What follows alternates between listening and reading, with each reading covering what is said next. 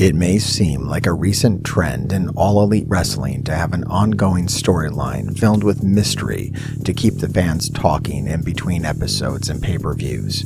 Storylines such as The Devil and The Death Riders are good examples that most AEW fans will most certainly have strong opinions about.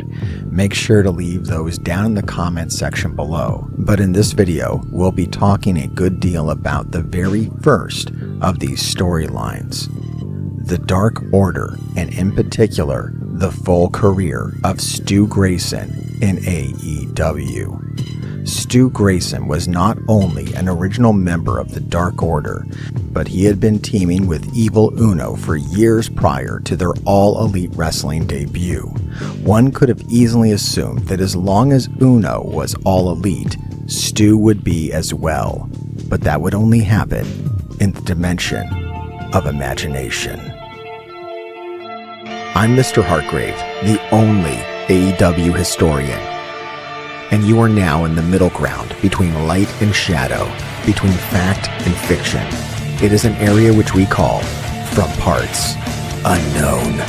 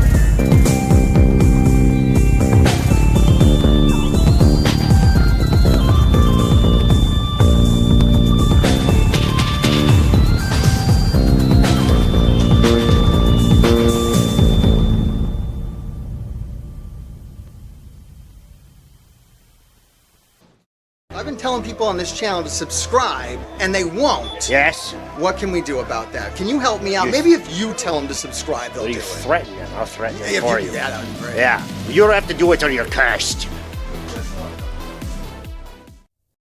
So you know how we want to hire some more tag teams, right? Yeah, absolutely. What do you think of these guys? I love these guys. I've been following. They're from the online. East Coast. They're badass. I feel like they deserve a shot. Yeah, let's grab them. Yeah, I Well, love them. how about that tag team? Come on. What? All right. One of our greatest rivals ever. I can't even believe.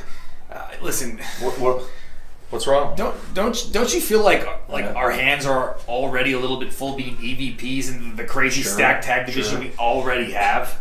So This is asking too much. Well, hey, we've had enough. If you still think we're the best in the world, we would hire guys like that. That's all I'm saying. Usually I'm with you. This time I don't know.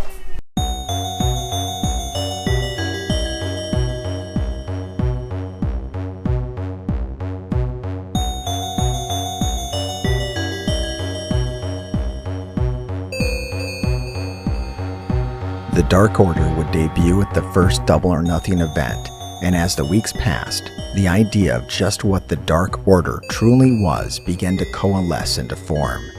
Propaganda posters made their way into arenas, cryptic videos began to appear on TV, recruitment within the locker room began in earnest, and despite the Dark Order being unsuccessful in the World Tag Team Title Tournament, their message began to find a home in the ears of some. In particular, John Silver and Alex Reynolds. Despite successful careers prior to coming to AEW, Silver and Reynolds could not seem to get out of the starting gate there. That frustration proved fertile grounds for the seeds the Dark Order had been planting, and ultimately led the two men to donning the masks of the Dark Order. But one of the first things you may notice is that Stu Grayson wears no mask. Instead of a mask, he dons some kind of war paint on his face. Clearly, there is some sort of hierarchy within the Dark Order, some meaning to the designs on the mask and the fact that Grayson has never worn one. And then there was the matter of the Exalted One, AEW's first proper mystery. Fans would begin to speculate on who the Exalted One would be. Christopher Daniels was thought for a time to be pulling the strings. After all, he was the fallen angel. But that theory was put to rest at Revolution when he joined SCU and Colt Cabana to fight off the Dark Order. With no clear answers inside of AEW, fans would speculate that it may be a wrestler who was yet to be signed. The clues were sparse, forcing the inner detective and everyone into overdrive as fans attempted to decipher the truth. When you guys started hearing about the Exalted One, did you have any idea who it might be? Did you have any input into it at all? So we had input as far as who of the names that were suggested. Brodie and Matt Hardy were always at the forefront. Yeah. Dr. Luther was at one point as well. He came in for interviews. And then so it kind of kept switching around between Hardy and Brodie because they couldn't guarantee anything because contracts need to expire, and at that point, like there's no official, there's no guarantee anyone's leaving and coming here, and so we were hoping it was going to be Brodie, and then at one point we were also thinking Matt would have been a great idea because at the time he was doing Broken Man. We thought that might be a good direction since we were kind of a goofy cult at the time too, so it could have worked well. But Brodie was by far the best choice because we had been friends already for over a decade. And we knew that as soon as he would show up, that he would really take care of us. Well, it took it in a more serious direction, too. Which I think we needed. We needed that edge. And you needed a big star to be the Exalted One. You know, if it was like Luther or something, it would be fine. But if you needed somebody to go, holy shit, it's Matt Hardy, it's Brodie Lee. Because I remember when the decision was made for Brodie, I actually came up with that famous double swerve in Rochester that was supposed to happen, where everyone thought it was Matt, but then it would be Brodie coming out in his own hometown, and then Matt showed up at the end of the show to mess with the inner circle, which would have been great, except for the stupid pandemic happened and the whole show got canceled. It was literally a week before. I know. Like the 4 or 5 shows following the very first time Brodie Lee appeared were all going to be so freaking awesome. Like they were all near, like, first there were Blood and Guts was the week right after. That's right. Yeah. Like, they were all shows where we knew for sure, like, it was big arenas, they were sellout. Yes. It would be huge for us. It was the next month would have been insane for Dark Order, and then instead we got stuck home for 3 months. The Exalted One is near, and when he arrives, he will breathe new life into the Dark Order. There is no Exalted One, Uno. It's just you two.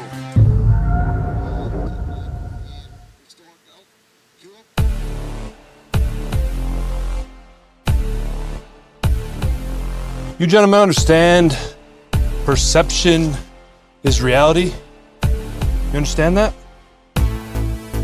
So why do you two look the way you do and he looks the way he does? When I send you out on a trip, what do you think people think of you two? You look like them, like you could be one of them. When you walk through the airport, what do you think the perception is of you?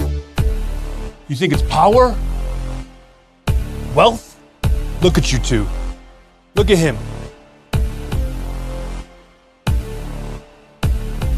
Nothing wrong with wearing a mask, John. I don't think we should have to wear the mask. Super comfortable. He doesn't have to wear the mask. He's the ugliest guy in the group. Hey, don't try asking him to wear one. I've been trying for years. Asking me to wear a mask. You don't fucking tell me what to do. I can't wear a mask. I'm handsome, Alex. I'm just as handsome as you guys. John, you look just like him. Whoa! Hey, this ugly piece of shit! What do you think? Have you seen this beard comparison?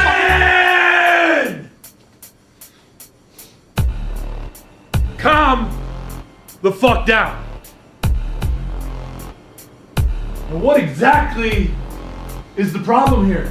Yeah, this ugly piece of shit is being a dick! John, stop. Oh, come on, that's the truth. Why is it always something with silver? Hold on. Why is it always something with fucking silver? He's a kid. He's a kid. He's a kid. 29 years old. Listen, I have an 8-year-old, okay? My 8-year-old's not a fucking idiot. John Silver is a fucking idiot. What, are you crying? Oh, no, You're not. You're not. No. I know you're not. Nope. Yeah. Nope. I'm good. Now I've told you about 15 times, and I've had it. Okay? Brody, what are you doing? Mr. Oh. Brody, what are you doing? Oh, Mr. Brody, please. Miss Brody, no. Guys, he's backing me! He's backing me! No, Alex, abandon him! John!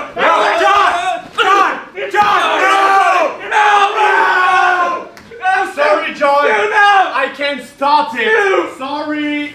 No, Brody, no! Mom! Oh, Stu, you bald, bearded piece of shit! Hell, you're talking about you're bald and you've got a beard on, dumbass. I've got a nice beard! Your beard is. It's trimmed! Oh! Big Dark Order W tonight. What a job out. Wait a minute. Switch spots. Oh. Fucking Reynolds. Oh, sorry. Great job out there Hell tonight. yes. Way to get us the W. Way to get us the W. Oh, wow. We're gonna get the W. Don't fucking. We lost. What were you doing? Did you raise your hand to ask a fucking question, or were you doing the little Dark Order sign, you little piece of shit? I wanted to. Matt Cardona! Matt Cardona! He's the one that put you under! Matt Cardona! He pinned him. He what? He's always ready. He pinned you? He pinned him. Where was he? Fucking Silver. Just being a kid, man. I'm 29. Shut up, you little fucking kid. Now, Uno, I want you to do me a solid tonight. Oh, I want you to do the honors and take care of these pieces of shit for me. Pieces of shit. You mean it? I do mean it. Great fucking job tonight. There you go. No, you're not gonna do that, are you? Listen up, you short motherfucker! Okay? You can back off. I actually like you. You piece of shit. Okay? I would kiss you if you were a girl. But this is not the taste. This right here! Oh my god, it's so freaking. I feel so powerful right now. Do you feel this? No, touch I it, can't. touch it. It's mine! Touch it. It's mine! It's mine. You're a sack of shit, you know that? You lost. You too, but especially you. I didn't get pinned. This is gonna taste so sweet. Ah, the fuck was that? I am powerful! You gotta sell it. Yes! Just make him happy. Ah! Fucking throws like a bitch. Hey, pick up the papers. Pick up the fucking papers, Uno. Pick up the papers! I'm not selling for you. I'm sorry, man. Look, I got a little carried away. I have a lump there, idiot. This is why we're always. Hey, Uno, great fucking job. Give me the papers. You mean it? Yeah, great fucking job. Thank you so much, man. Stu, let's go. All right. Mr. Brody, you forgot to hook my neck. Mr. Brody! This is why we're always in trouble. I'm not a lump.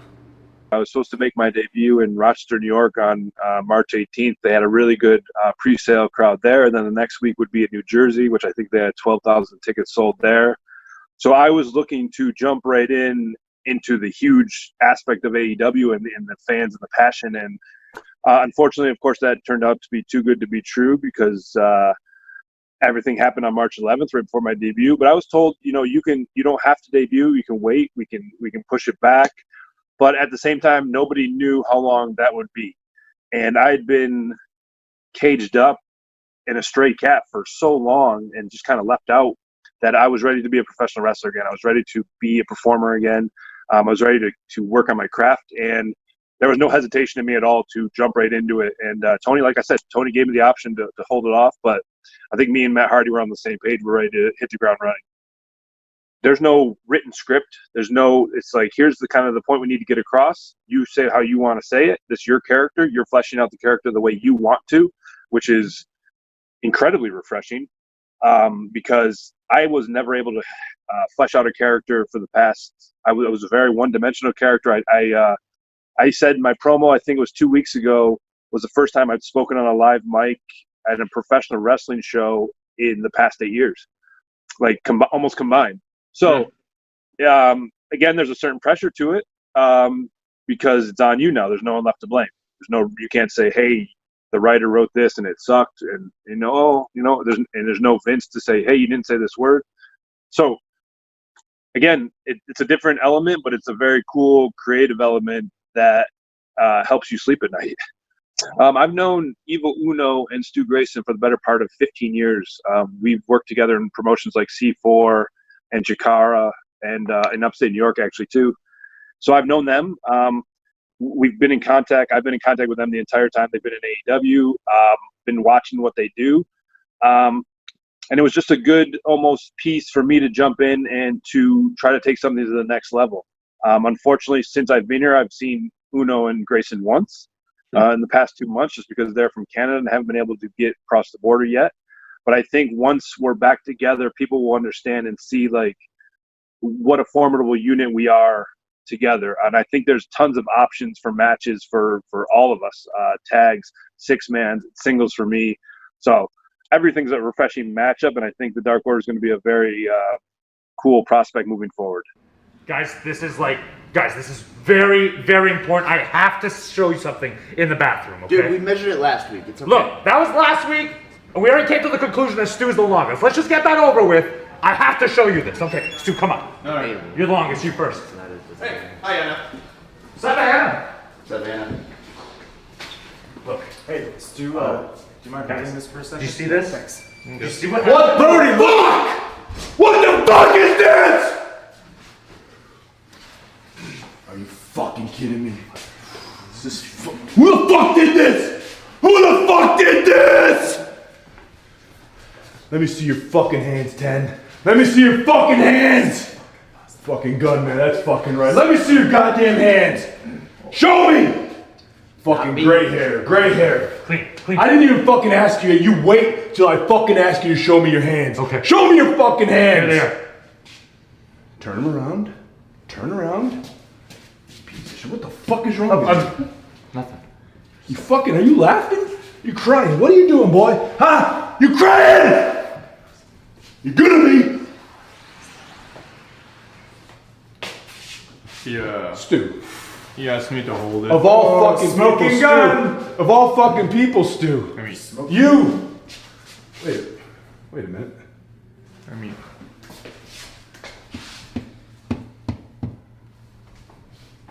Stu? yep. Mr. Grayson. Mm-hmm. How in the fuck do you spell your name? STU. Oh. So not Can't be. STOOO? No. Okay. So clearly, Stu Grayson has been exonerated. Yep. Mr. fucking Reynolds! Can I see your hands, you little fucking bitch? Show me your hands, bitch boy! Crying? Oh, I didn't think so. Show me your fucking hands now.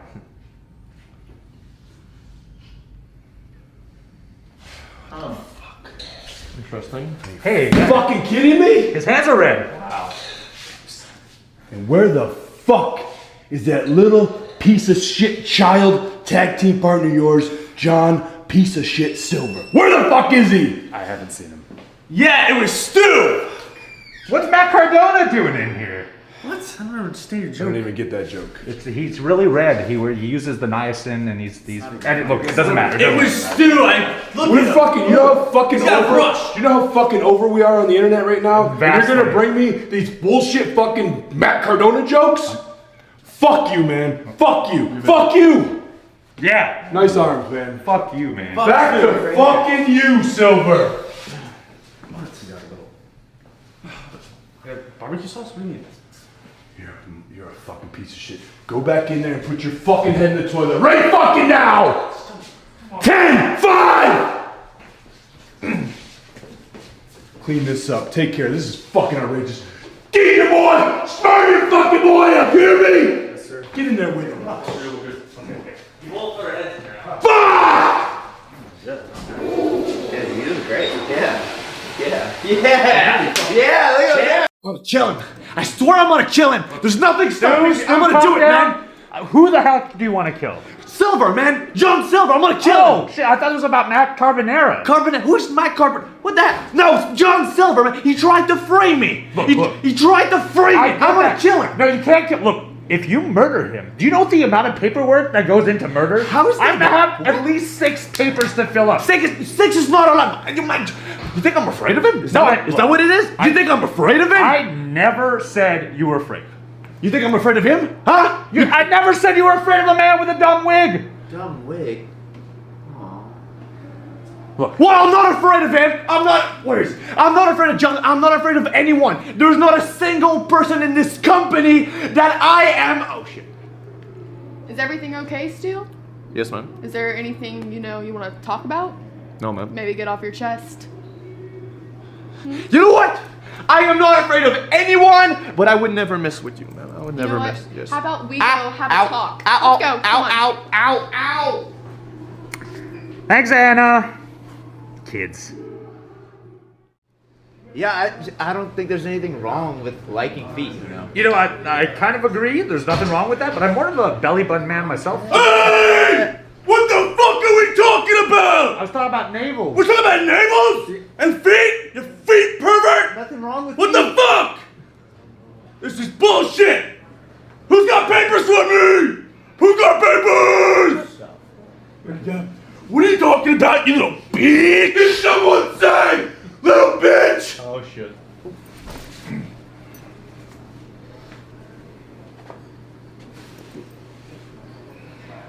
Where the fuck?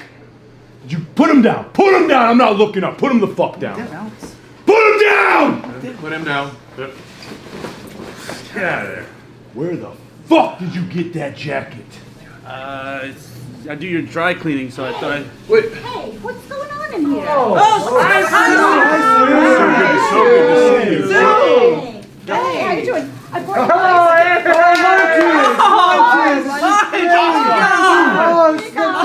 Oh my God! Say thank you. Say thank you. Thank you so much. I love you, Sue. I love you, Mom. I love her. I love her. Guys, we got lunch. This is great. Oh, what the fuck is wrong with you? There's cake in there. Are you kidding me? Fuck! What? What's going on in here? Sue, this motherfucker doesn't like your food. God. Oh, What the hell? Oh no. Do it again! Do it again! Do it again! Yeah! Yeah! You better fall the fuck down for Sue. Fall down! Fall down! There you go. There you go. He's dead. He's so hurt. Thank you so much. Yeah, he's dead. Bye, Mom. Bye, Mom. He settles down, man. You've got anger issues, okay? It's gotten worse. Last week, you almost cost Anna Jay her match. I had to stop you. Now she won. Fantastic. Very good. Very good. Last week, you said you were going to kill John Silver. I don't want to do the paperwork. I understand that. Okay, look. Here, let's do the math. You ready? Ready? I have a match. Okay? Yeah. You interfere. What are you gonna do? Well, I would beat the shit out of the cop. Okay, cool. Then who wins? Oh. That's right. Okay, yes. Okay. Yes, I would lose. Now, I lost anyways, but I would lose because of DQ. Yeah. Yeah, I don't like that. So what you're saying is that it's not always a good thing when I beat the shit out of someone. It's only a good thing when it's you. That's who right. tells me. That's why I gotta tell you what to do. Otherwise, you suck. So what if you told me to beat the shit out of John Silver?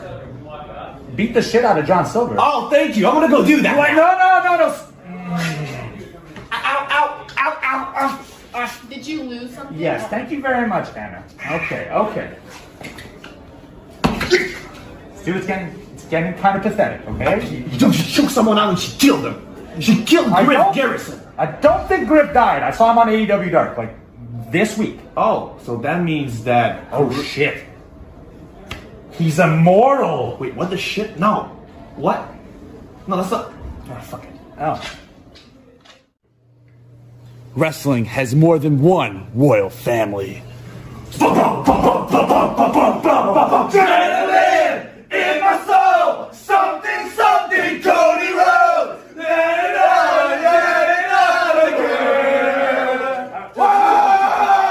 That's afterwards. Hey, what? Sorry. What the fuck are you doing here? What the fuck are you doing in here, you little bitch?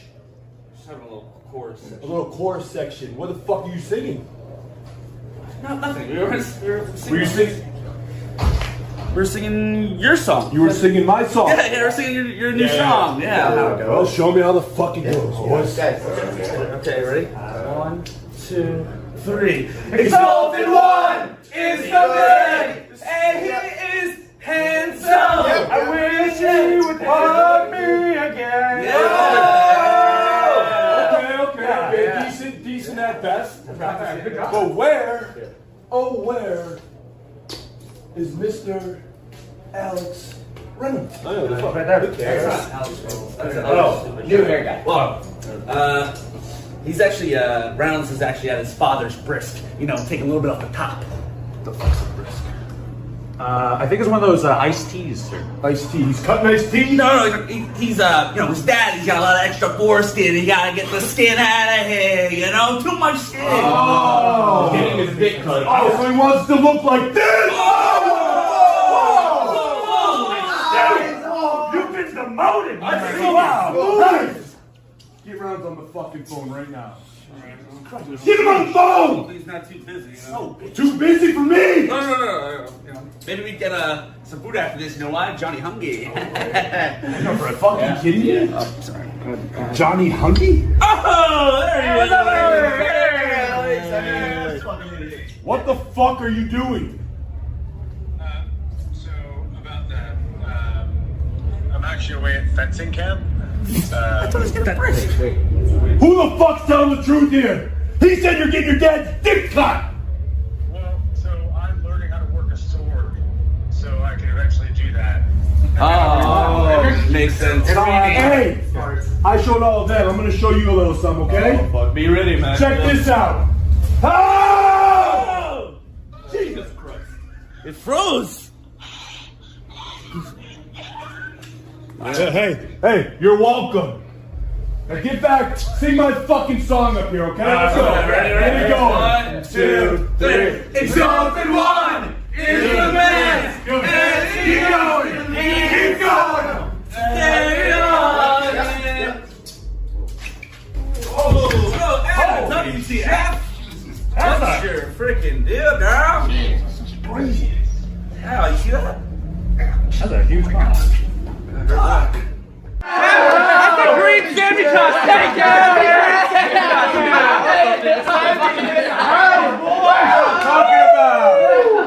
Jungle Boy. Yeah, Jungle Boy. No hard feelings about that ass whooping last week. Great Griff Garrison costume. Go ahead. It's Jungle Boy!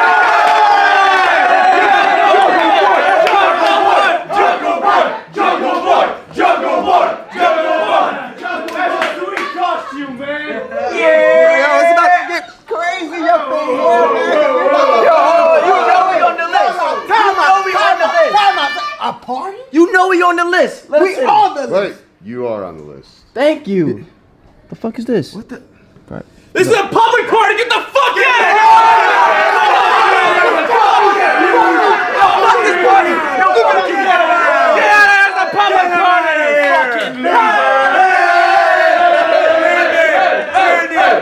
Come on, Brandon, join the party! Join the party, Brandon! Come on, Brandon! Guys, I've been in here for like the last 3 bits. Shut the fuck up! Get the fuck out!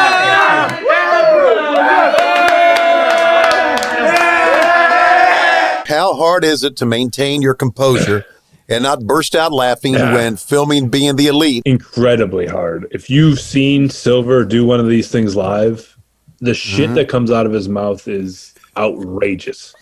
And just things that I would have never even thought about. He slapped 10's titties around 2 weeks ago and was looking for milk. And I turned around at this point and I said, what the fuck have I become? You're an enabler. I said, you know what? Maybe we shouldn't air this one. And then I said, you know what? Yes, we should. I think that's like where the Johnny Hungy t-shirt came from. So now you're making the boy money. Who knew? I didn't know that he was going to but to be fair, I think we've only done a multiple take, I want to say twice. Ooh. So usually those are straight run throughs and people crack throughout the bit. Usually when I'm cracking, I step back behind Brandon while he's filming, and so they can't see me laughing. But even if you see Anna J up in the corner, she's laughing. Reynolds is laughing.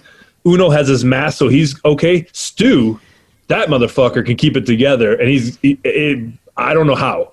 Not that I mind the beard, and I know why you've got one, but I'm curious as to when we will see your face again. When I'm booking Dynamite in 2030, maybe I won't have a beard.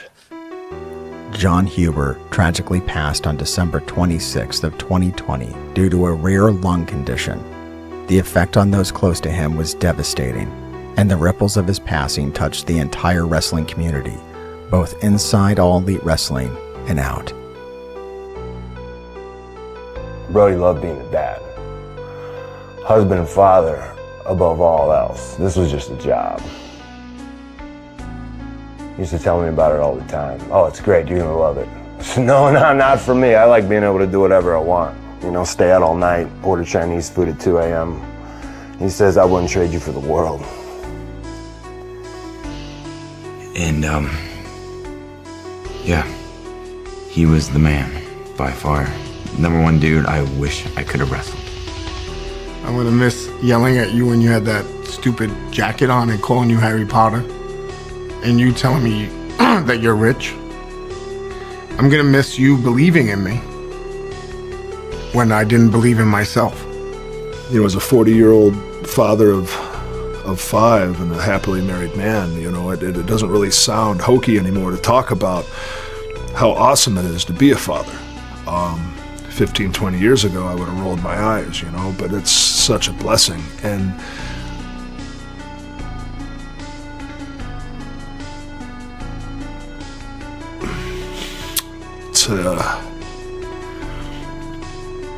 to imagine my kids not having a father anymore, to imagine my wife not having a husband anymore, and after being on the road so much and giving so much of our lives to this business, you know, like he was taken away way too young, and it kind of just makes you, you know, like it makes you go, why, and that's that question you'll never get an answer to. We were very much a family the last 2 years. Obviously, with Brodie's passing, it was very dramatic for all of us. It was our absolute lowest on a personal level, but what blossomed from there was we became a family. We were a unit at first. We were a group of wrestlers who had a common goal, but now, like, I actually trusted every single member. So to know what happened recently hurts me a whole lot, because I genuinely care for each member of the Dark Order.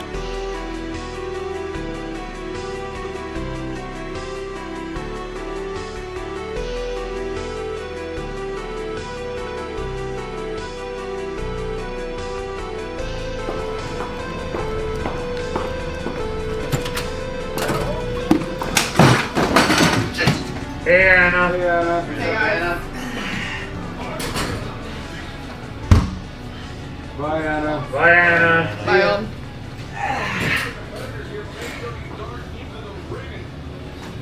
Nothing? Just.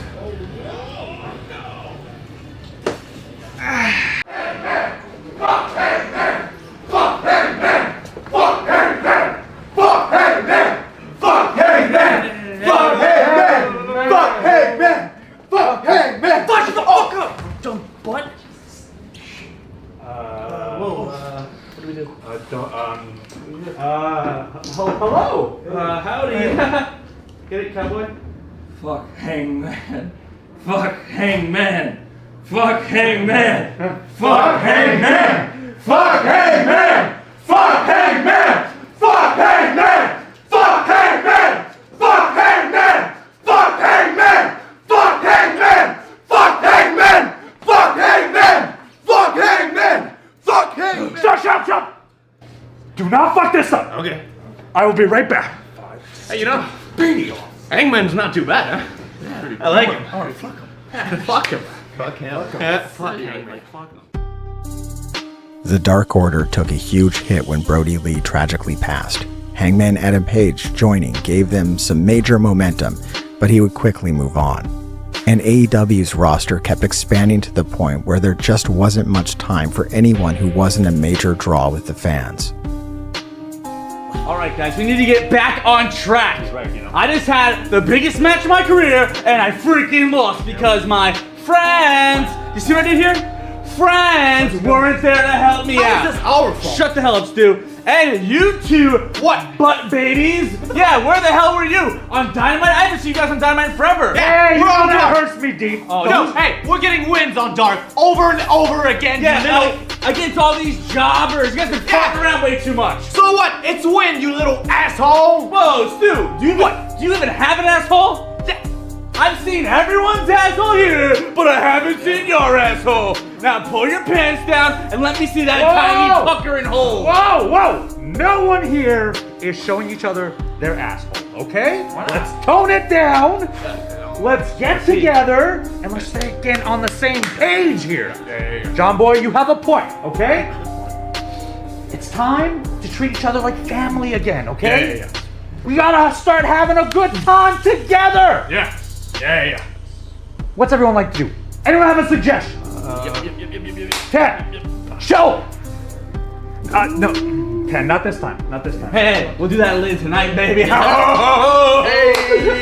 Okay. Anyone else? Something? I don't have anything, but fuck you for not hugging me. Whoa! Anna! Whoa! Anna! Whoa! Anna! Whoa! Anna! Whoa! Hey, by the way, check this out, Anna. I like these man.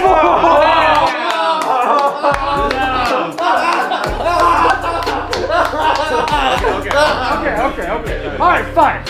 You're good. Any other suggestion? A good one for the group, not just you two boys. I've actually been thinking that maybe Yep. we should consider family therapy. Oh, shut the fuck up! God damn it! I'm gonna pull your pants. Wait! Better than sugar.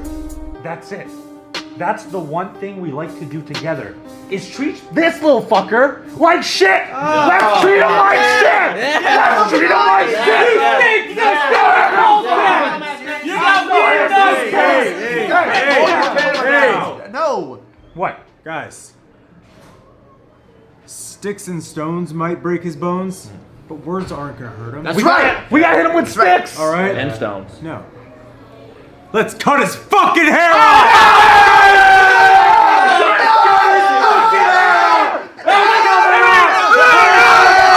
We gotta get his pubes here! That takes that.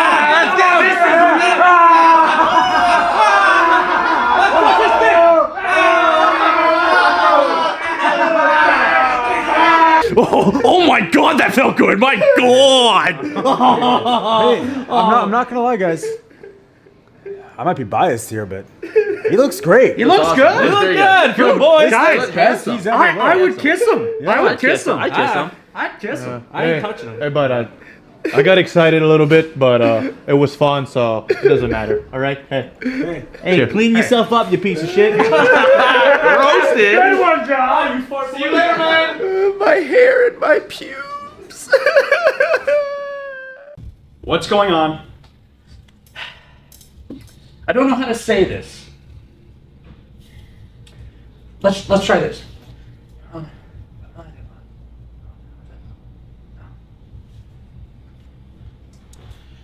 Evil Uno says that you are the worst human being that he has possibly met in his entire life, and that you are a slob. I knew it! Alright, you tell him, I will find him, I will hurt him, and there's nothing he can do about it. What did he say? Stu Grayson says that he's really offended and hurt by the things that you've said and all of your actions in the past, and he feels like you're quite frankly neglecting him. You feel slighted? By me? Oh. Okay, oh, I'm so, okay, tell him this, okay? Tell him I'm really sorry, okay? Evil Uno says that if there was a ranking of douchebags, you would be at the very top of the list.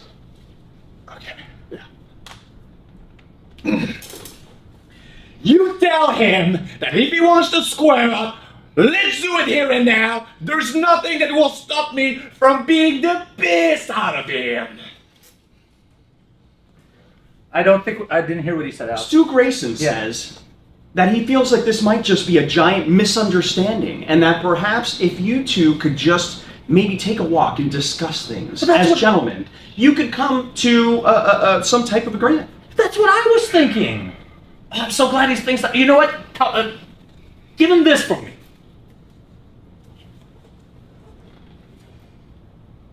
Evil Uno says. So it's on. We are fighting. Yeah. Perfect. Stu, go find Butcher and Blade and beat the crap out of them. Let's go. Let's go. Woo! Butcher. Alex, thank you so much, man. Oh, where's everybody else? Oh, it's just me. Uno gave me permission to hunt down Matt Hardy, Butcher and the Blade, and the Private Party, so I want to go kick their ass. He gave you permission? He technically didn't tell me I couldn't, so I'm going to do it. We brawl every week on Dynamite. I figured if I find them backstage, beat the shit out of them here, we're free to watch the show, you know what I mean? So, this guy's smart. Okay. I think for Dark Order, you know what I mean? That's what I'm doing.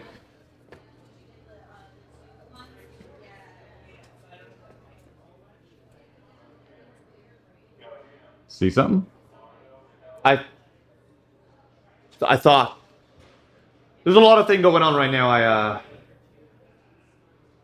I think I might be losing my mind a little bit, but anyway, let's go find Butcher. I just want to beat the shit out of him, so let's go. All right, so far didn't really find anyone really, but I'm gonna get my hand on Butcher.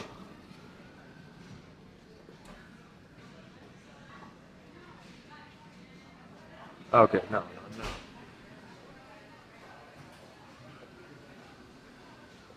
Yeah, I gotta go.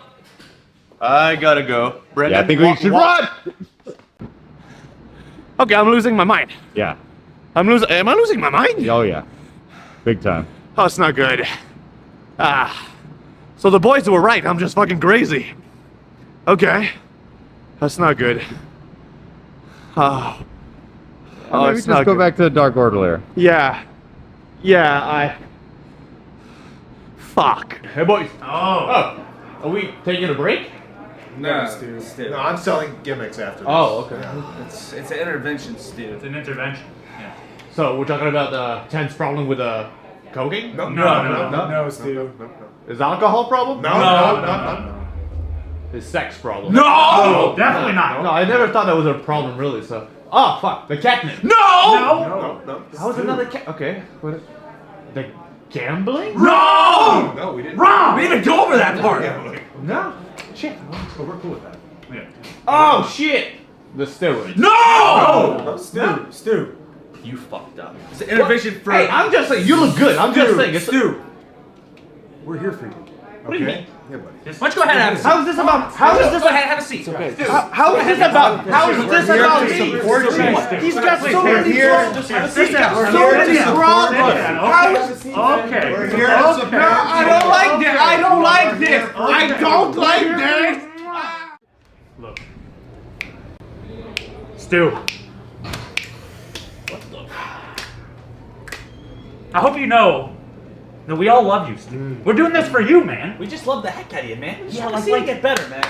You got problems. You're doing great. You guys are weird. Yeah, We believe in you. You got problems in this head. Yes. What? We're going to solve your problems. This is an intervention. This is for you. You keep on seeing We're going shit, to and I don't fix know where the hell you're No, talking. oh, wait, no. The girl is real, though. Stu, There's no such thing as girls, idiot. They don't exist. They don't the exist. girls are real. No, but, Just okay, think that she's you're right, guys. There we go. She's There we right. go. The girl is right. What do you? don't see women. No, you don't see women. Cole, that's just a walk. Guys, I don't see women anymore. Guys, I got guys, you. You're welcome. she's right there. She's literally That's right there. Uno. No. That's This your is friend Uno. Uno. Okay. You've known Uno forever. Okay. Okay, guys, listen. Look. Just give me a chance right here, please, and just turn around. Fine, you know what? Let's humor. Okay. We'll humor it. Let's Let's Let me see from your point of Oh, view. bam! That's called a wall, idiot. That's a wall. Is she there? You hypnotized No, she was right there, man. No, come on, bro. Guys, You draw her. guys, You was draw she her. The thing you draw was exactly like my drawing. Hey guys, look, I'm a girl. No, you're not a girl. Don't make me fun of me. All right. Let's get down to it, Stu. We bought you a 3-week program. You're going to rehab. You're leaving today. There you go. You can say yes, you can say no. I'm not going. Oh, come on. Come I'm on. not. This is a waste. Dude, No, This is I'm not ju- working. we're going to lose our deposit. You have a serious problem. Thank you. So Thank you. I think this. No, he needs We're some gonna professional have help. to go to rehab. I'm sorry, buddy, but Gonna say yeah. for the rest of us, let's go get fucked up and celebrate Hangman's win. I'm gonna get you a chili cheese dog on me. Let's celebrate. You shouldn't have any more, okay? You stay here, you relax, you think about this, okay? You think about this. Hey, does Hangman's win make him number one? I think it does, yeah, honestly. How? I hope he really goes for it. Little bitch. Stu! Hey, did you... I'm not gonna leave you here alone. I'm just kidding. Come on, man. Come with us. We're gonna go party. You ready to party? But we actually watched your match, and if you wanted to lose, you could have picked any of us. We're really good at losing. That's what we do best. So you could at least done with your friends, but you know, you gotta do it with a dinosaur and a guy from the jungle, wherever he's from. Don't worry about that. Look, we get it. We're not upset. It's nothing. Well, yeah, we're upset. What are you talking about? At least I'm upset, man. Dude, all we do is stand in the back while you get to be on TV. Dude, I don't even show up at half the Dynamite. No fucking difference on the show. That's how useless I am here, man. You get to freaking walk around with the bell. You get to be on TV. All we do is stay in the back when you get all the shine. I don't even get to wrestle. The one thing I do best in the world is pro wrestling, man. And that's the one thing I don't get to fucking do. So yeah, I'm upset, man. You could have chosen me and Uno, man. Now here I am, doing fucking nothing at catering. Again, that's where I spend my time, at catering, man. It's okay. All right. It's okay. Let's plug it off. Yeah, let's plug it off. Let's just go get some. Sorry, guys. Sorry. Could've chose us too. Could've chose us. Could've chose me. Stu Grayson, one of the founding members of the first true faction in AEW, was barely being seen on TV. And in May of 2022, without any real announcement, his contract quietly expired. Just like that, he was gone. No storyline exit, no farewell match, and he was never seen again. I won't lie and say I didn't, he's my friend, so I have an understanding of what he was going through. It's not like it took me by surprise. This was like a mutual decision. He wanted something out of his contract, and they did not have that for him, and he wasn't going to continue if it wasn't for that. And he was fine walking away, and he's not upset in any way. I still see him. So we run a wrestling school back in Canada, and we still see each other once or twice a week. We're still great friends. But it is very weird because I've navigated most of my wrestling career with him by my side. And now I'm kind of, I'm kind of doing it on my own again. There was a short period of time I did it in the 2010s where we weren't a team anymore. And so it's going back to that, but now it's on national television, which is a lot harder. It's a lot easier to have an anchor point and someone that you know how to work with, who completely understands both your rhythm in wrestling, but your personality and who you are as a person, to help you navigate the backstage. But I'm pretty confident I'll do okay, and I'm sure Stu, wherever he does land, will do fantastic as well, because he's truthfully one of the best wrestlers probably in the world, and I think most people just are unaware of it. Stu leaving was a big thing for all of us, and I feel like maybe was part of all of it. I think we did the best that we could. I think I think overall, if you look at the story, the overarching story of it all, it was a great story in general, especially if, you're a huge fan and you watch the BTEs and all the like small things that we would put in the BTE skits that kind of would link the episodes of Dynamites together and stuff like that. And then even like when Hangman left for the few months that he was gone, and then we had the back and forth but in between, like within the Dark Order. I thought all of that was like some of the best stuff that like the Dark Order ever did. It was so fun, and I think we all got to shine as like individual characters, especially myself. I think it got me out of a little bit, I should say. It a little bit got me out of the bottom of the Dark Order, and I had the whole standing up for myself story and all that stuff. But yeah, I thought, and then eventually Hangman comes back, wins the title. You get the big hoorah at the end of the story, and I think that was a great ending to it all. I think the Dark Order takes a lot of unnecessary heat. I think they're actually a pretty cool faction. I mean, we're going to get to that. But the members, let's rank them out. Now, we're just going to do the basic tier list. And, help me out with this. You're a pro wrestler. I value your opinion on this. Okay. We're going to go with an easy one. Let's start Brodie Lee. Oh, that's got to be top of the top. There's only one place for Brodie Lee. Yeah. It's right up there at S rank. So no one is offended. No one is shocked. That was the easiest thing on the planet to do. There's not even a discussion to be had.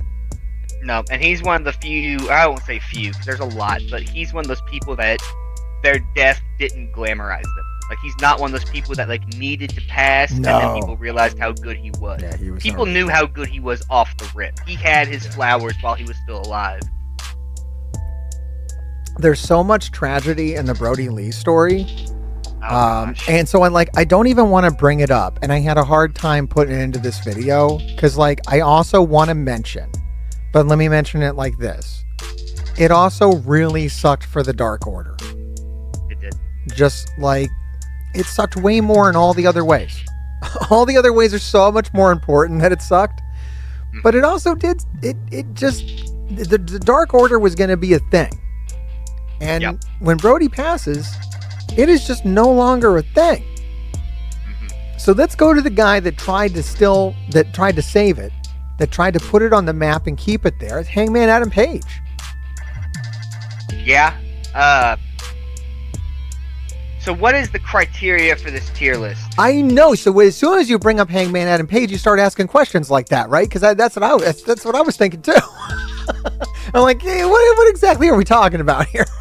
If we're just talking about pure ability, like just how good they are, or are we talking like how important they were to the group, their impact on the Dark Order? Like all these are different factors. Is it all? Do we factor it all in? I think it's all of the above. Okay. I think it's like, wrestler, how important they were to the faction. Because Brodie Lee still S rank, wrestler, great wrestler, important to the faction. Had all the story elements. Everything was there. Hangman Adam Page feels close to. I dropped him in an A because I think that's where the discussion is. Yeah, I think Does that's he fair. go to an S? Does he drop to a B? I think he stays where he is. A. Just because I'm not sure if anybody on this list gets into Brodie tier. Yeah, I don't know if you can do. The only guy that might, right? Evil Uno. Yeah, if I say Evil Uno, he'd be the only one that I would even remotely entertain. Evil Uno, But- original founding member, the guy that's still there. If you think Dark Order, you're gonna say Evil Uno. Right. Most important member. I think he's with Brodie. I mean, I think if we're talking about in terms of the Dark Order, and I don't even want to. I don't like you'd be like, oh, he's not a very good wrestler. He's actually a great wrestler.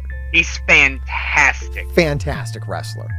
As soon as you brought up his matches with the Young Bucks, I remember watching like a 3-man tag with that duo of him and Stu Grayson, the Young Bucks, and I think it was the Christ brothers. Okay, they might have had one too, but there was also one with Shock to the System, Adam Cole. Yes. Yeah. Like, if you have not seen those matches, I don't want to hear your opinion on Evil Uno. Yeah, Evil Uno is really, really good, and has one of maybe the coolest finisher that I've ever seen in wrestling ever. Next to like the One Ring Angle, something wicked. It's just this crazy reverse flatliner. I don't know. It's weird. It's the weirdest thing you've ever seen. I think he doesn't always finish with it because some people probably have no idea how to take it. Just weird. Yeah. Weird. Fun fact about that, I asked Evil Uno on stream one time if he would pass that down to another wrestler. He said 1,000% he would give it to -1. Oh, yes. It would Perfect. be great. I would love to see that. That'd be awesome. Because, yeah, Evil Uno has talked about retiring. He said, you know, he's getting old and kind of run his course. But, yeah, I think S tier for Evil Uno, like over Hangman Adam Page. Maybe in the grand scheme of things, Hangman Adam Page is a wrestler, but as a Dark Order faction member, an A, Evil Uno an S. All right, let's go with an oddball here, Colt Cabana. I don't know. A lot of people probably don't even remember that Colt Cabana was a Dark Order member, or probably didn't even acknowledge it when he was. Some other controversies have come up regarding Colt Cabana since. Rain Dragon thinks he's at the top. May or may not have been fired. Oh, Lord. Hangman Adam Page went to bat for him. Some weird stuff going on there with Colt Cabana. I'd say in the grand scheme of look, Chad, I'm sorry. Look, in the grand scheme of the Dark Order, Colt Cabana as a wrestler is one thing. As a Dark Order member, I think the discussions here around C. Is that where you're hovering right now? That yellow one? Maybe it'd help us figure it out if we talk about Alan Angels. I'm be real, I don't even know who the hell Alan Angels is. Yeah, right. Well, here's the thing with Alan Angels that I figured out when I was researching this video. He was just kind of like thrown into the Dark Order in 2020 because they needed people. He didn't know anybody. So he was kind of like, we don't have people. Alan Angels, you're in the Dark Order. And nothing against him. I think he's a great guy, good wrestler, you know, but I think if anyone's going to go down in D, for that reason, it would kind of be Alan Angels. Like, I think he goes back where you got him. You're kind of like there. So, yeah, like maybe Colt is a C, because there was like a storyline with Colt. Like, Colt had to be wooed over, and there was a whole bit. I think it was in 2020, and things were weird, and they recruited Colt Cabana, but it took a long time, and it was interesting, I suppose. He came in at a time that the Dark Order hadn't quite fully leaned into the like dark comedy era. Yeah.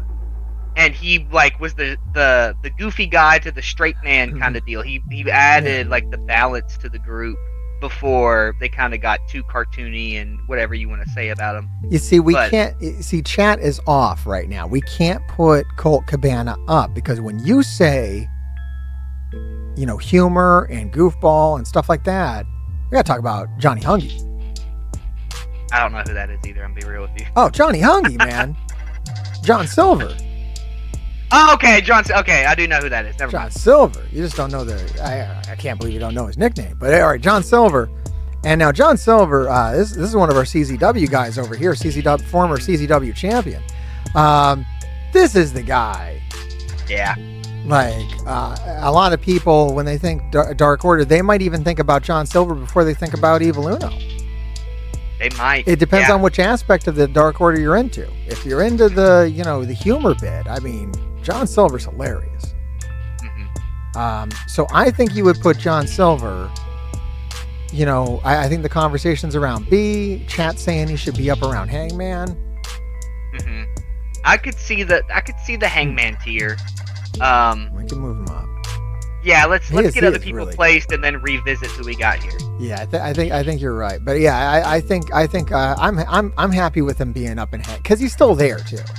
Right. Yeah. Hangman kind of is gone. They don't really talk about it anymore. I would even, can I shuffle these that way? There we go.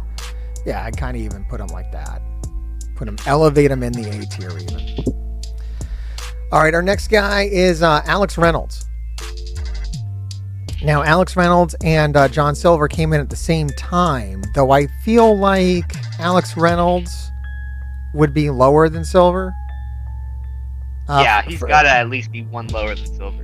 Yeah, he doesn't have as much. He's been there as long, but he hasn't broken out like John Silver has. John Silver has more singles matches. So I think I'm happy with that. All right, let's talk about the man of the hour, Stu Grayson. Now, I don't know, but before I did this video, before I researched all this stuff, I probably would have been like Stu Grayson D, because I'm an awful human, I have no idea what I'm talking about. But after this, I don't know, man. He's like, he came in with Evil Uno. Yep. I mean, he's. I don't know if there'd be a Dark Order if Stu and Uno didn't do everything they did on the Indies as the Super Smash Brothers. You can't have Uno and S without Stu and S. I think they're side by side. And I think it's really weird that Uno is still in, and Stu is not. That Stu, somehow is not around still in the Dark Order. And I honestly hope he comes back someday. Is he doing anything at all? I think he's Canadian, so I think he's on the Canadian scene. And when they when they went to Canada in 2023, that's when he came back. Okay. So there's definitely a chance that next time they're in Canada, they pick him up. It could just be as simple as that, he got tired of the travel. The answer's in this video. If I've done my job, the answer's in this video. Just when we're shooting this, I haven't got to that part yet. I haven't watched that interview yet. At the end of this video, there's an interview with Stu Grayson from like a couple months ago, and the answer is probably therein. But I'm going to put him at S. I'm going to put him at S. We got two more left here. Preston Vance, otherwise known as 10. This guy's tough. And we have to think about him in terms of 10, not as Preston Vance, because I think the Preston Vance stuff has actually been quite good. But as 10, they took a good wrestler in Preston Vance, they stuck a mask on him, and kind of reduced him to a body. He's a huge guy. Yeah. He was like their muscle. Not very important, honestly, as 10, right? Not at all. Like just kind of a body. Literally. If your definition is just a body, I can't put you any higher than the bottom. Yeah. And as soon as they took the mask off and he did the Preston Vance thing, it's like everything kind of like this guy rocketed up in the ranks. But while he was 10, I think it was the right move, definitely, for him to break away from the Dark Order and become Preston Vance. I think even though he's not on pay-per-views and stuff, I think that it's better for his career to be unmasked at this point and out there as himself. For sure. And see how that goes. All right. We got kind of another, we have another breakout star here who kind of took off after the Dark Order. That's Anna Jay. Yeah. We're talking about her in the Dark Order. I thought she was pretty important in the Dark Order, though. She had a lot of story elements. She was the heart of the group. That's the easy thing to say about any female in any faction. They're the heart of the group. They have feelings. Feels very misogynistic is what I'm saying. But, that was her role. She was there to object to things and try to guide the group towards the right decisions. So she was a pretty big player in the group until she left. She's not a part of it anymore. So I wouldn't put her up in S. S is, and I think our discussion here is B. Somewhere in that range. I kind of feel like maybe she should go up to A. I don't know. I don't know. I love the meme of John Silver whispering into Anna Jay's ear and her face. You've seen this, right? Yeah, it's the greatest meme. I mean, even non-wrestling people know it. Yeah, it became just like a cultural phenomenon at that point. Like a go-to meme. It might be the most famous thing that AEW that has stemmed from AEW. Oh yeah, honestly. The most lasting cultural impact is a meme that happened on a YouTube show. Chat is saying that she should be an A. I feel like maybe she should. And we feel like Hangman's too high. Do we need to adjust any of this? I'm scouting the entire board right now. I feel like our bottom two are correct and our top three are correct. We definitely three got in the middle I'm looking at. Yeah, the top and the bottom, I agree. We got that right. I feel like John Silver is just as on par with Uno and Stu. Oh my God, that's crazy. I think that he's just as important. I don't know. I feel like he's an S. That's just me. Wow. We want to elevate John Silver to S. But you didn't even know he was Johnny Hungy. I didn't know the nickname. Listen.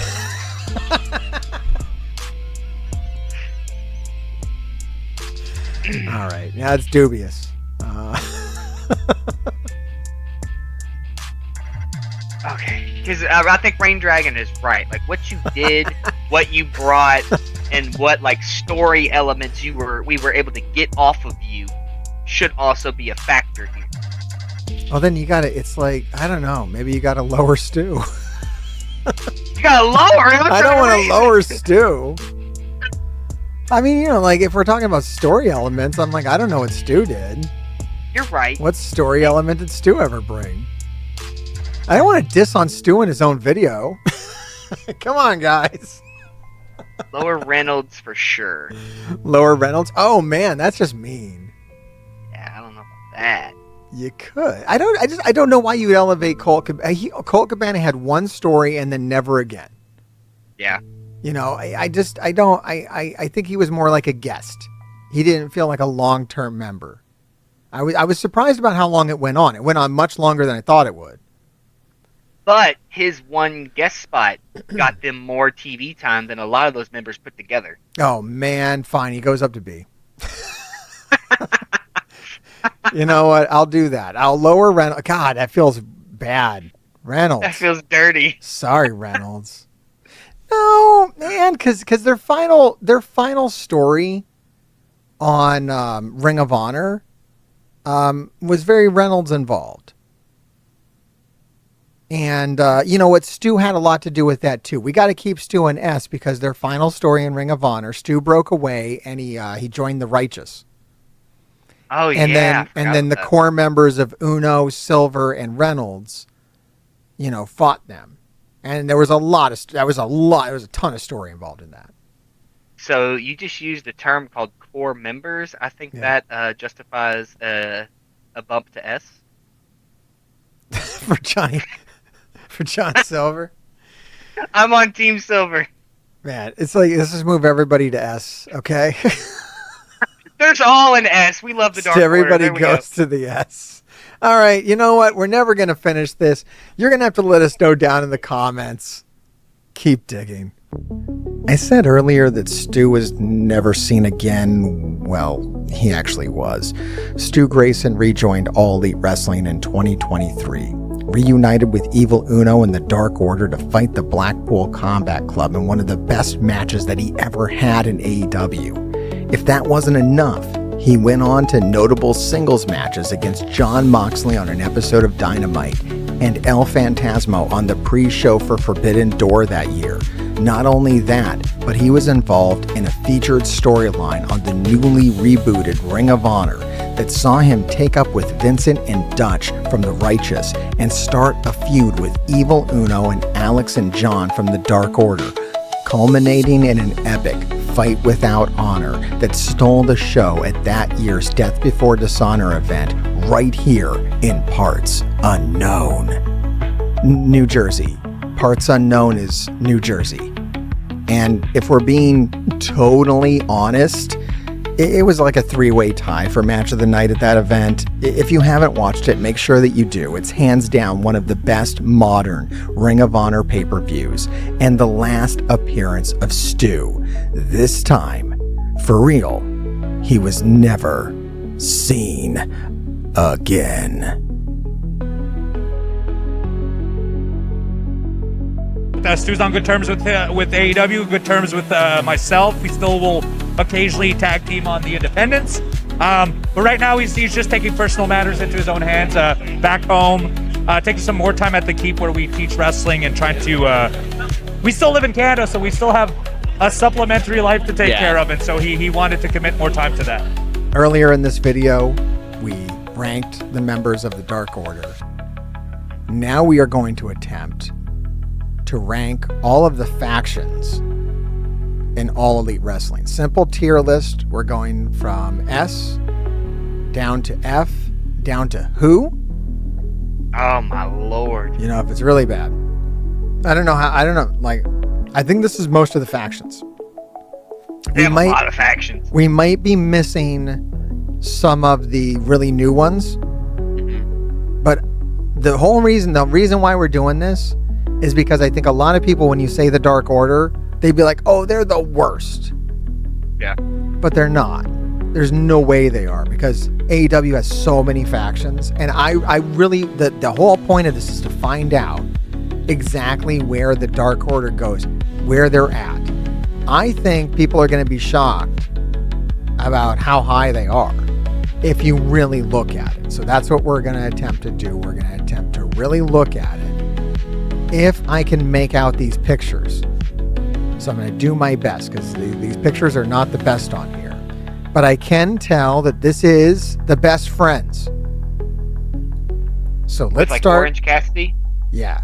Orange Cassidy, Trent Beretta, Chuck Taylor, Chris Statlander, the Best Friends. If you want to throw in Danhausen, you know, just the whole Best Friends faction. The Best Friends is kind of done. It's kind of over. I kind of want to just go right up to S with the Best Friends. I think they're killer. I think they're great. I don't know what's a faction need to do. It needs to get somebody over, right? I mean, I feel like the Best Friends got Orange Cassidy over. Yeah. To like an amazing degree. To a main event level, damn near world champion degree. Because he didn't come in. It was Chuck and Trent. They almost sacrificed themselves to rocket Orange Cassidy up to the main event. Right. I think they knew that they didn't have a whole hell of a lot left in the tank. Yeah, maybe. Like I've told you before, like factions are made with the intent of getting one or two guys over, and that group was definitely made to strap the rocket to Orange Cassidy. And you're right. I mean, did, man. I'm gonna drop mid S. Like, I don't know. It might lower as we go. But I think they'll end up in the B range. But I'm okay to put them in S until we see what else the field has. Yeah, we'll see. I don't know. I don't know. You're gonna have to really convince me to drop him down to B. Like, I'm partial. I've done videos. Oh, I meant A. I'm sorry. Maybe A. Maybe A. Yeah. I've done videos on Chuck and Trent. Done video on Orange Cassidy. Did video on Statlander. I almost got like a. I got my main videos on Danhausen. I think I maybe should combine them all into an omnibus about the Best Friends. I'm a huge Best Friends fan. Apparently. I just realized, guys, it's my favorite faction of all time. Okay.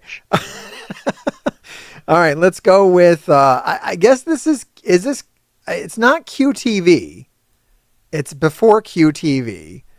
It's the Factory with QT Marshall and Camarado, Solo, Aaron Solo. I mean, like, these guys only existed on Dark pretty much. That's got to go to the bottom. I feel like you are on like a Who. Yeah. I feel like there are others that are more in the Who category. I think the Factory's a solid F. Okay, I can live with that. I think QTV is much higher. Mm-hmm. I think which this kind of became but this version, this Factory, very much an F. Yeah. I think the Trustbusters goes to Who, because you have no idea who the Trustbusters are. Am I right? Oh, I have no clue.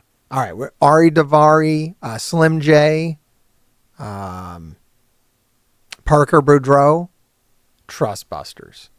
I like Davari. I like Davari, but I didn't know he was in a group. So yeah, it just they never got the time on the main show. They were only existed on Dark.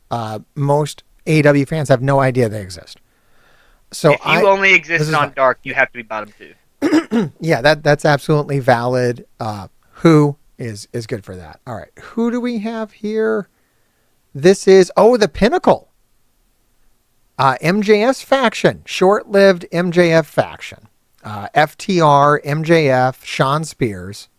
I thought that was going to be so good. Yeah, it had a lot of potential. It landed in B here. That was just kind of an accident, but kind of feels right. Yeah, I was thinking either that or dead in the middle, because they did everything right, but just didn't do it. Hey, I'll go C. This is not a lot there. I don't have a lot of memories of. I mean, they had a great feud with Jericho. Mm-hmm. They had a blood and guts match. Yep. You know, they got showcased pretty good. But I think C, and I think mostly for potential. Right. Yeah. They they lose could points. have been all the way to the top. Yeah, absolutely. But they just kind of didn't. All right. This one is not. This almost looks like another. I don't know. That one's unclear, but this one's clear to me. This is the Matt Hardy.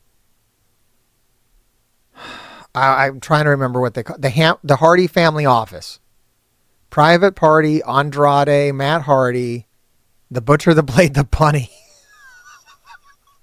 That has to be below. This is a product of COVID right here, man. Oh gosh. This is what 20 things got so weird in 2020. It's like not even fair to the faction. Bottom tier, says Rain Dragon. Yeah, I mean, it is almost a Who situation. Like, no one even really knows this happened, right? Like, yeah. It's at least sitting there with QT Marshall, if not all the way down to Who. I liked it. I just want to say this. Just want to put it on the record that I like. Delete them. I was good. Delete.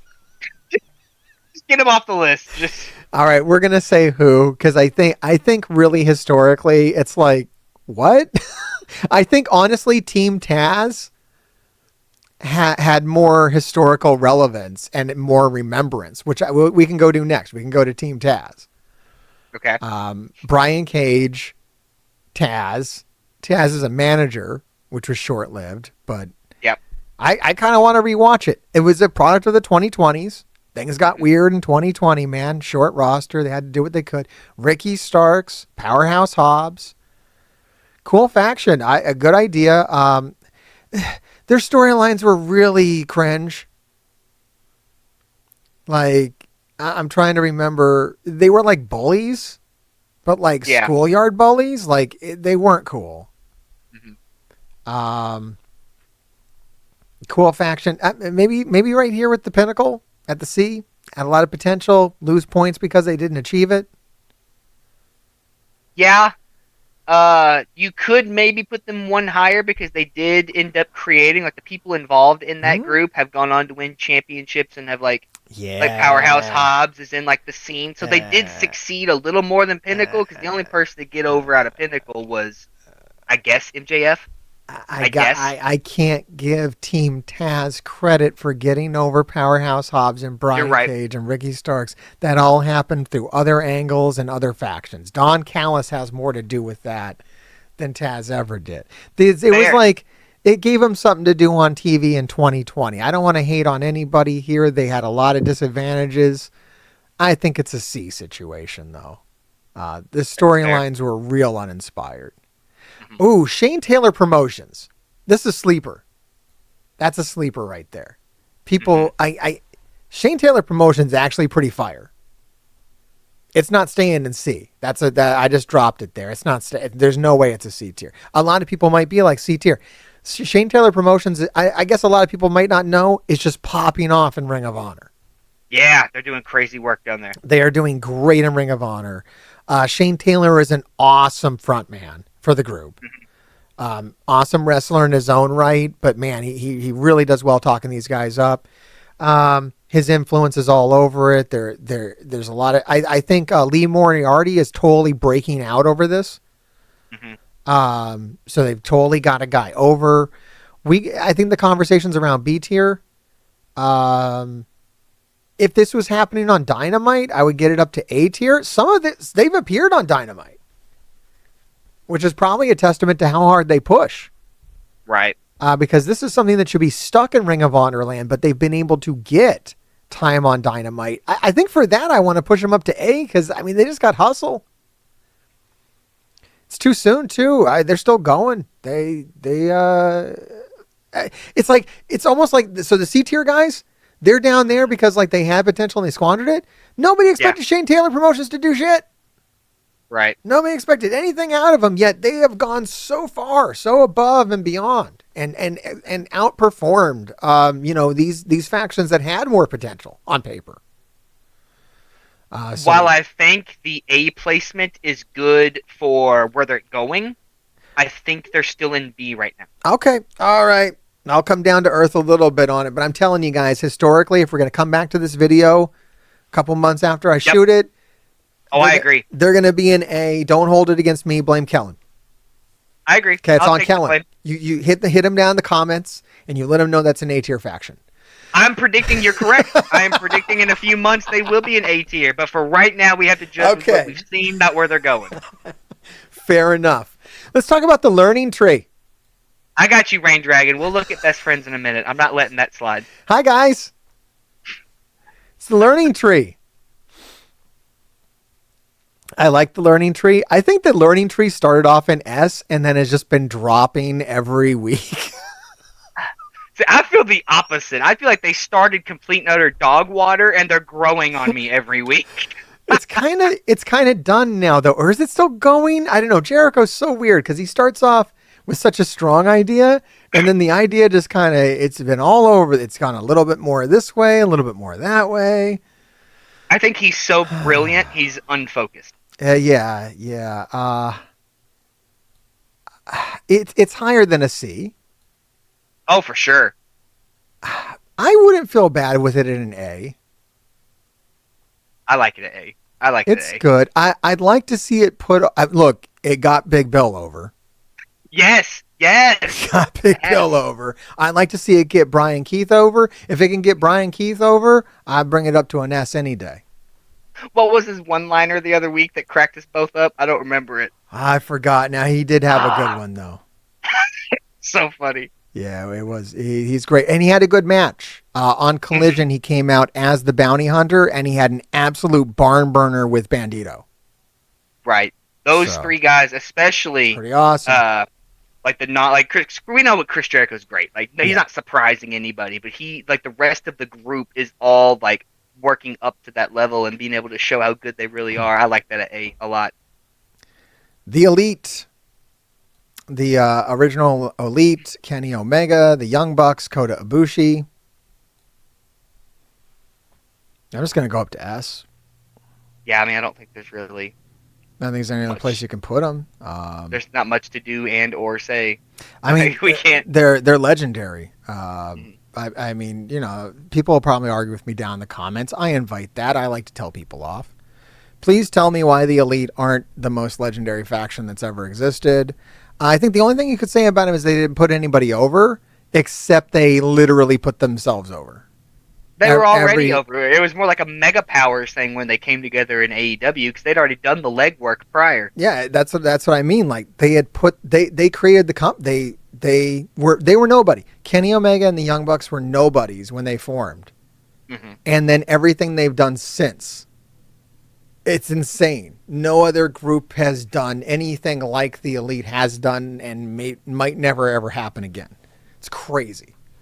Absolutely insane group. S rank. Yep. Fight me on it, people, please. All right, House of Black.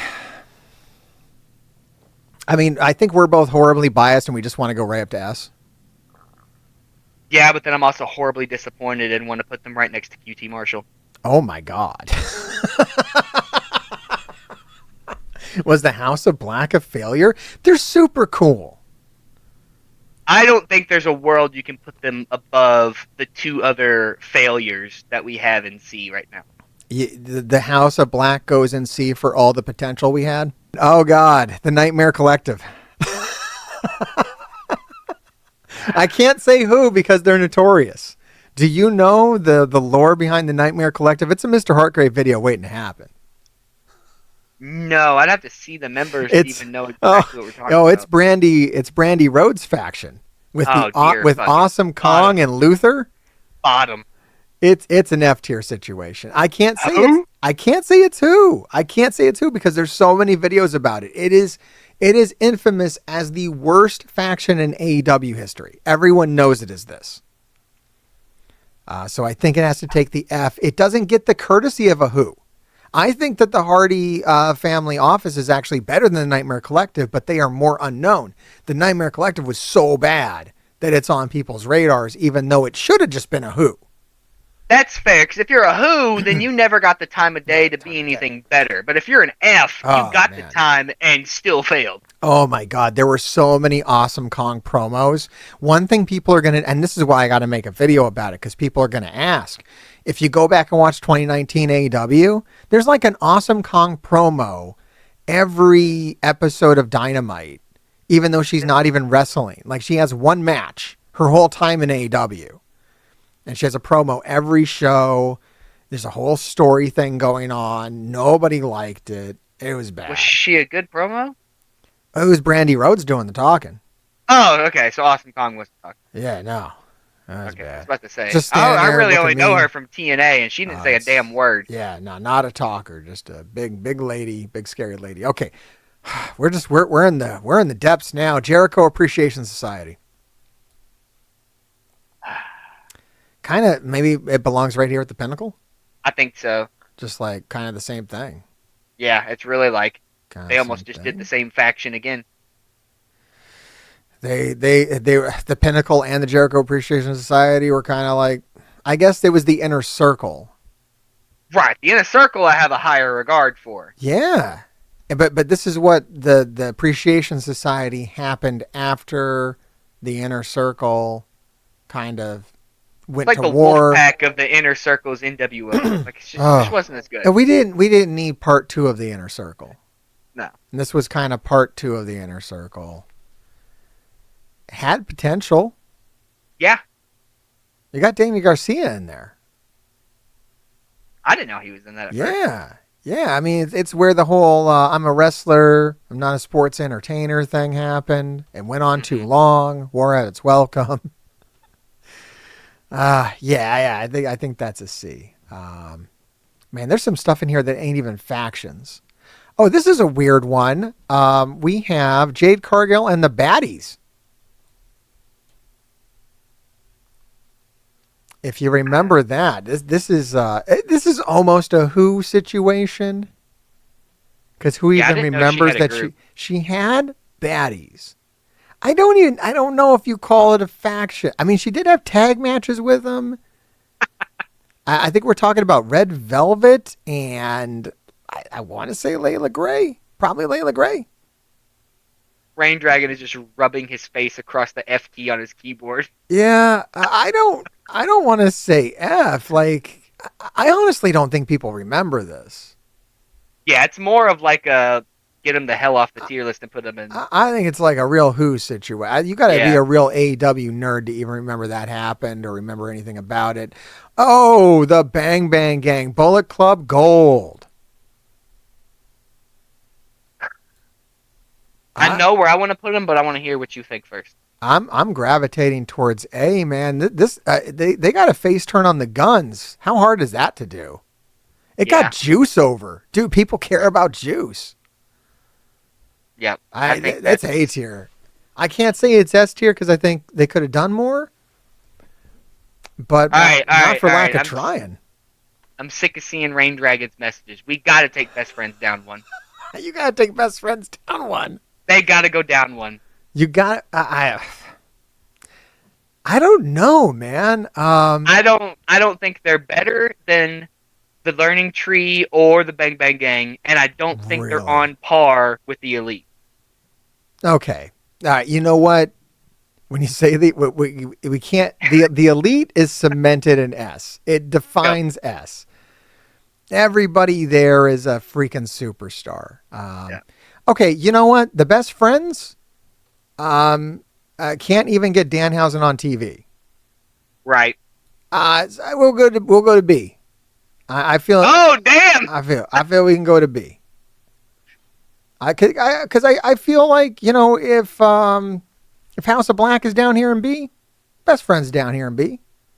I could roll with that. Feels I would the have same. accepted an A, but a B is No, good. I think B, and I think Bang Bang Gang is above it. Because the Bullet Club Gold was kind of it had more as a faction.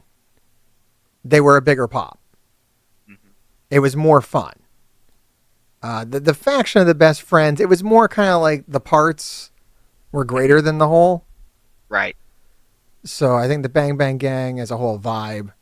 The entrance. Jesus. I mean, like, do we need to say any more than the entrance of the Bullet Club Gold? One of the best entrances in AEW. I mean, the Best Friends never had that. Right. You know, I'd say if anything, you could move up a House of Black on the strength of their entrance. But really, it was just Malachi Blacks with extra people. So I don't know if you actually get points for that. Right. Just kind of awesome in its own right. And yeah, I guess, you know, technically the Bullet Club's entrance is just the Guns entrance with more people. But it's better. It is better. It's better. Juice dancing. I like Juice dancing. All right, we gotta get another faction in here. I could go on all day about how great these factions are. I have problems. Oh, is this QTTV? I think this is QTTV down here. Yes, the best thing on TV. Okay, this is QTTV. All right, better than the factory. So we're instantly up to D. We can all agree that QTV was an improvement over the factory.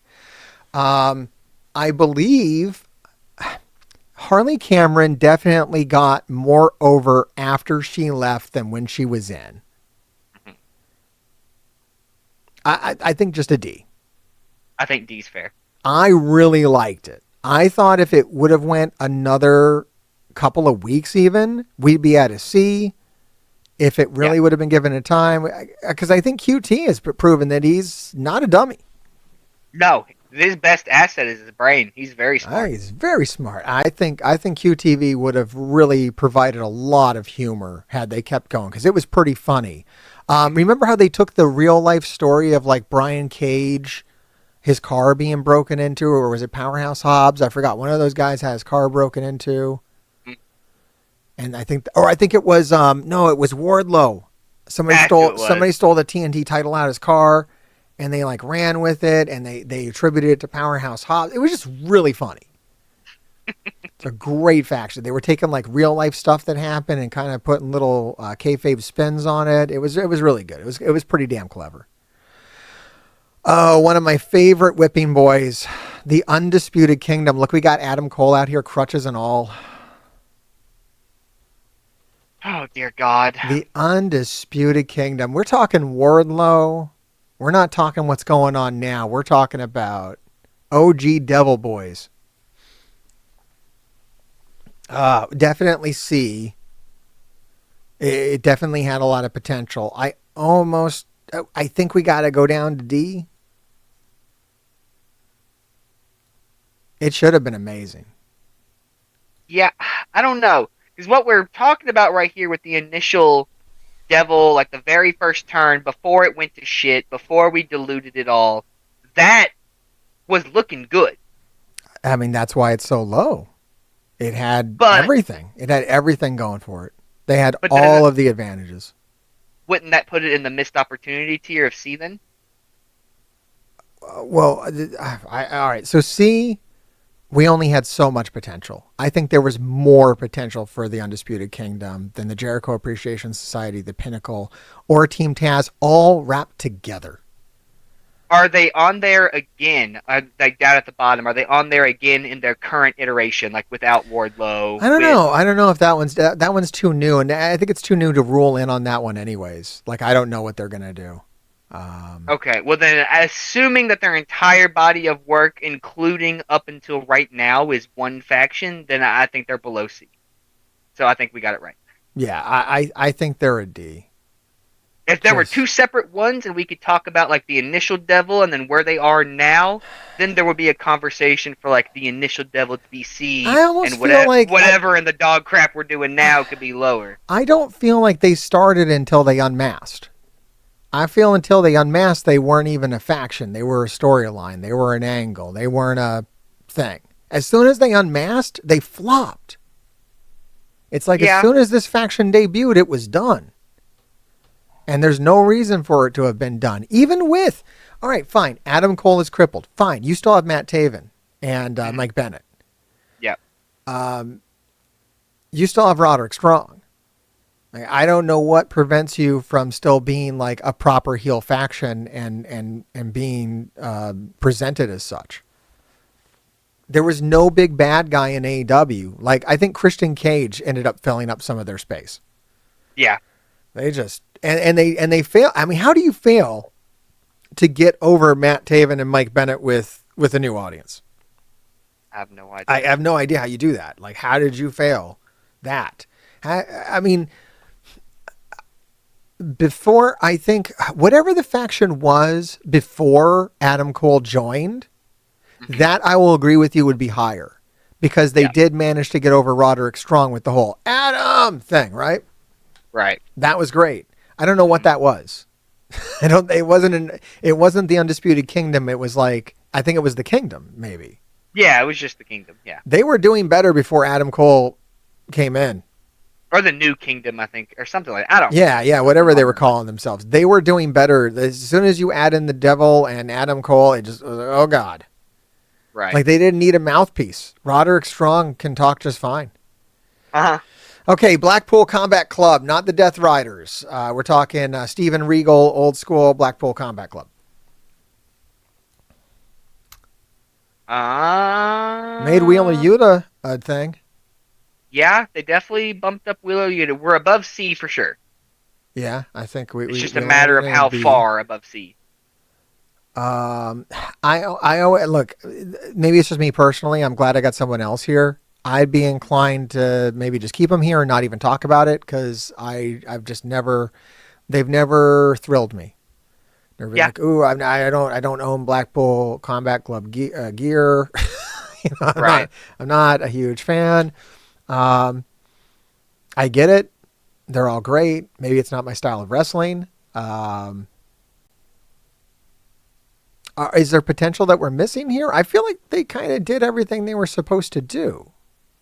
So maybe if we're being my personal predilections aside, a lot of people would put them up in S. They're definitely not S, but I think A is good. All right, I'm going to go with A. That's what my chat is saying too. And I kind of want to take my own feelings off of it because like my eyes glaze over. Mm-hmm. I really enjoyed. I will say this. When you put the Blackpool Combat Club in the ring with the Elite and you do blood and guts, maybe the best blood and guts match ever. Right. So for that reason alone, I'm very happy with them in A. I think them as performers, they're phenomenal. I actually like the Death Riders more. Yeah, I'm more into that. I think that's a cooler faction. I think I was Bryan Danielson holding them back. I don't know. I can't say that. That's a weird thing to say, but right. Oh, the conglomeration. Looky here, Kellen. It's the conglomeration. We can't say the conglomeration is better than the best friends. No. That would be insane. This is now Orange Cassidy's faction that basically disbanded off camera. So what's that say about it? I don't think it has potential, so I don't even want to put it in C. Yeah, it's looking like a D for me. I'm feeling D. Maybe even F. I mean, I hate that group. What is the conglomeration? I think I made the joke once in one of my videos. It's like, that's the name that like someone who hates AEW would like make up. Like, I don't know. They're probably called the conglomeration or something. I feel like they just rolled up to catering and looked and said, "Who's been here the longest?" And like 4 or 5 people raised their hands. Like, you all come here. Who's not doing anything right now? Okay, you're the conglomeration. What? I got some shit for you to do. Come on. Yeah, just you guys. Ishii, Mark Briscoe, Kyle O'Reilly, Willow Nightingale, Orange Cassidy. Weird group. Weird group. Did nothing. I mean, I think the goal would be to get Willow over. Maybe that helped a little bit. It's hard to tell what the goal was at this point. It's hard to tell. I'd say I think I like QTV more. I think I liked the Undisputed Kingdom more. All of its flaws. It had more. It's like a conglomeration just made no damn sense. Right. It feels weird putting it down here with the Nightmare Collective because that was really bad. It wasn't like that bad, but it could be top of D. The top F. Yeah, it's the top of the shitters. Oh, is that F or is that D? Yeah, it's F. It's either the top. Oh shit! It's either the top of the F or like the bottom of the D. Like it's somewhere. I don't know. Maybe we'll come back and move it. I don't. Or maybe I'll just forget it exists. I'd like to just forget it exists, quite honestly.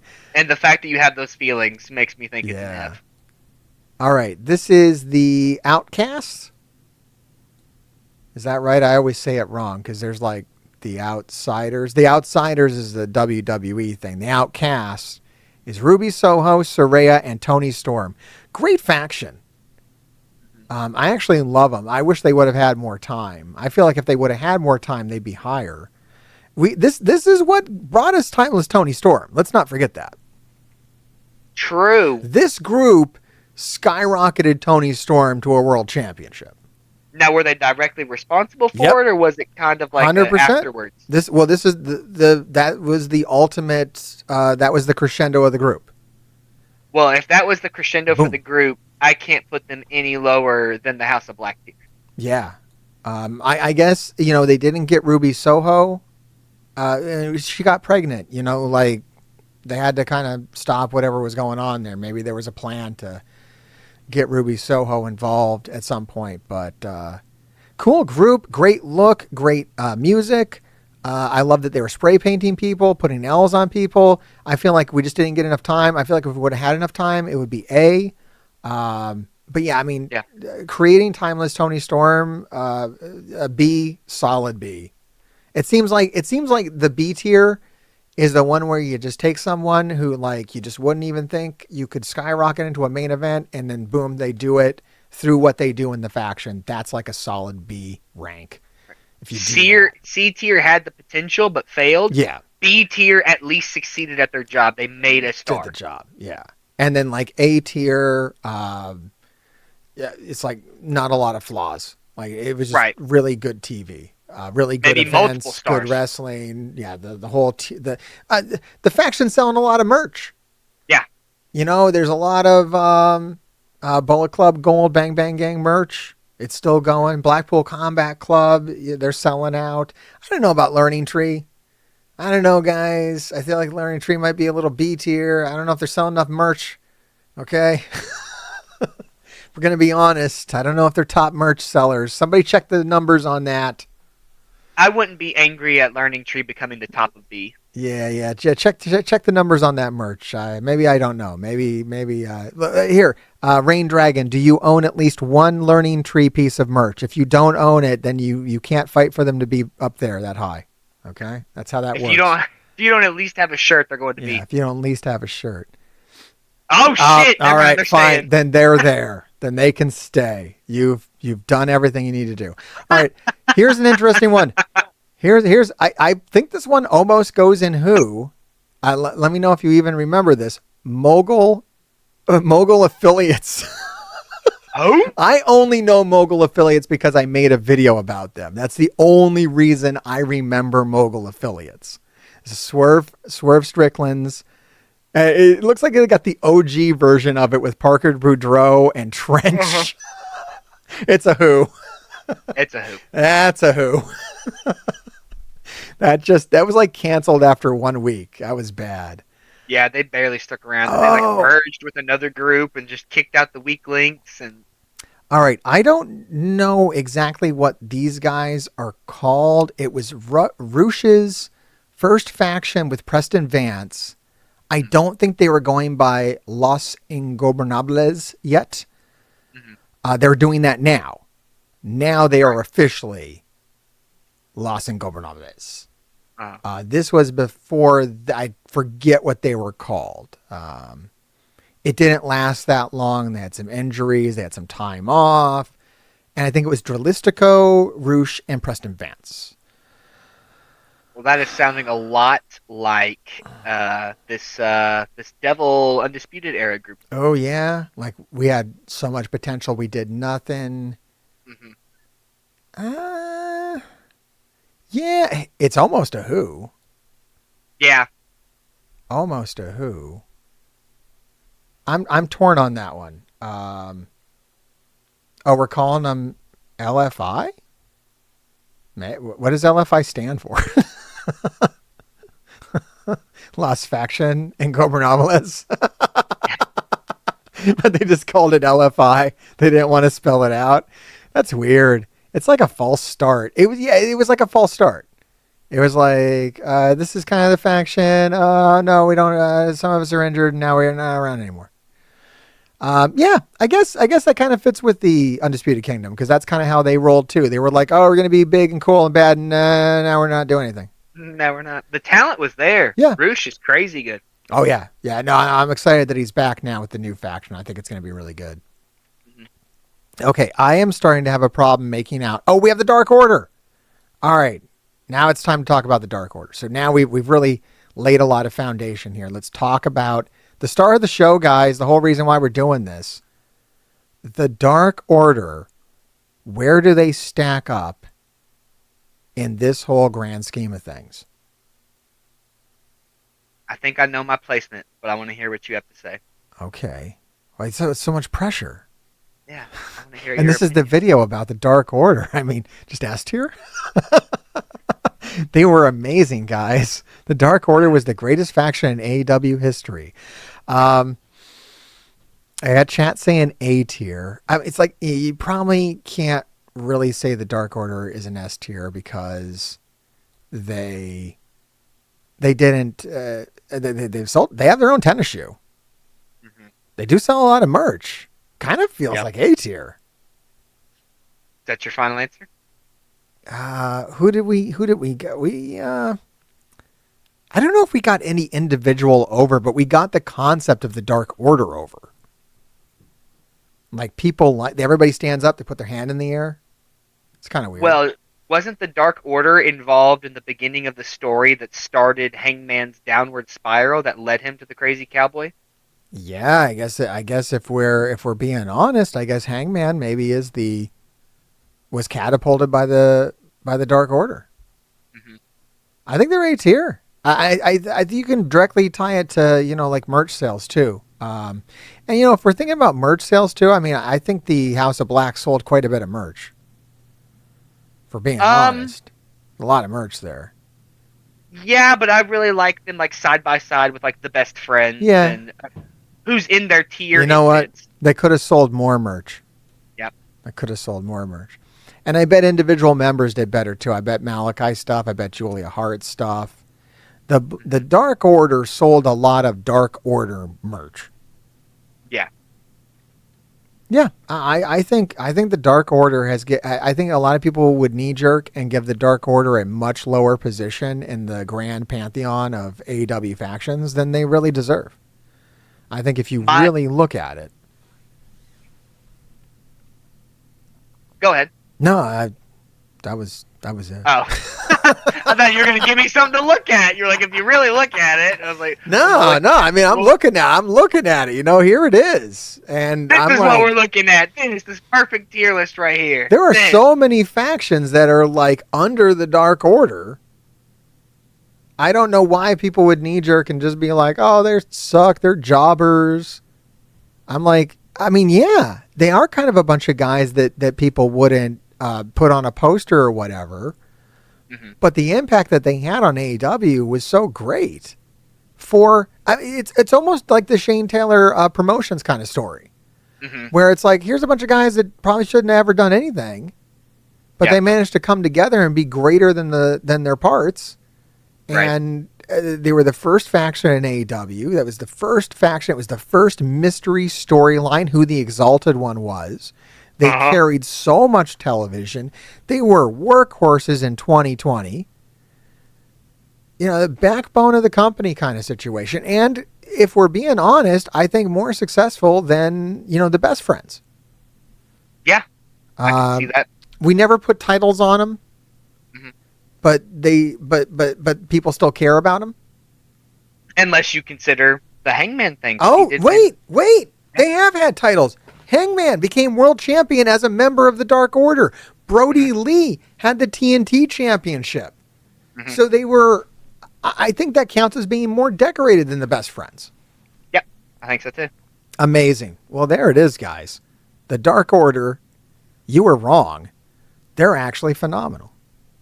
Yeah, I was thinking either like lower end of A or the very tippy top of B. So we seem to be on the same page with them being there since day one, with them getting over so many members, merch sales, still being there today, at least to a degree, even from day one. They made the star in Hangman Page. Well, I mean, he made it himself, but like the story started with the Dark Order. This was the match that lighted the stick of dynamite. And the Dark Order came out when he won the championship. Right. They were a part of it. He was a member of the Dark Order when he won that championship. So I think bottom-ish of A is perfect for them. Yeah, absolutely. Maybe not as beloved as the Blackpool Combat Club, but definitely one of the greatest and most remembered factions in AEW. And had Brodie Lee survived, not come to an untimely and tragic end, these guys might have ended up in S tier for all we know. He did not accomplish as much as he should have, giving his personality, his skills, and everything. But for me, everything Brodie related, as much as like my relationship with him was based off pro wrestling for the longest time. I met him in Shikara when I was 18, and then joined in AEW with Dark Order and everything. But everything that really mattered for Brodie was his family. And knowing that now his kids are, they're great freaking kids. Love these kids. That Amanda's doing well. That the whole family is just doing good. That's really all that matters. When it comes down to wrestling, I feel like we only got to scratch the surface of what he could have done. What Dark Order could have done with him. It feels like we just couldn't get any of the good stuff. I think everything good was coming up, and then it was taken away from us.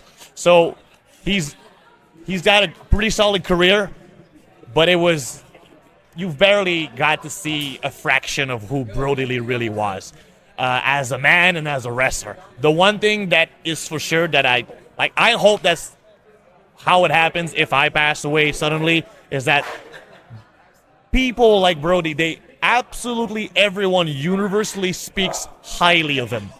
And I have never met another human being where even the people who were not his friend, people who didn't, even competitors, people who did not like him, were like, he was one of the genuine best person I have ever met. We were bitter enemy, but I loved being his enemy. You know what I mean? Like, he was that dude where I have never heard anyone say anything bad about him, and that's because there was nothing bad to say about him. He was the man. He's been a good influence for me in terms of what I was doing with my career with AEW. He's mentioned a few things to me, how to deal with contract or whatnot. But one of the funnest memories, the real one I have with him, and you've all seen it in a way because it was part of a BTE when he won the TNT Championship. But once we finally finished filming that BTE where we ordered chilies and we have ribs, Brodie bought roughly $350 to $400 worth of food, and we were like, so at the end of BT, we're like, all right, we're chipping the money, and he goes, do you know how rich I am? He's like, you're not paying for shit, boys. And we're like, okay. And then he just sat back, and he's shirtless, and we're all sweaty, and he's got ribs onto his stomach, and he goes, wrestling is fucking great, man. I love this. We're having a great time, boys.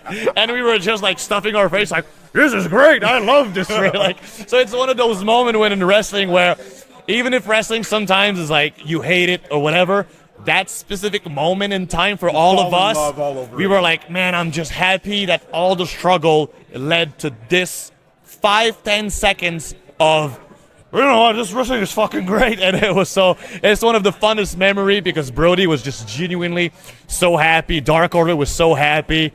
It was a good time. It was great. Join the Dark Order.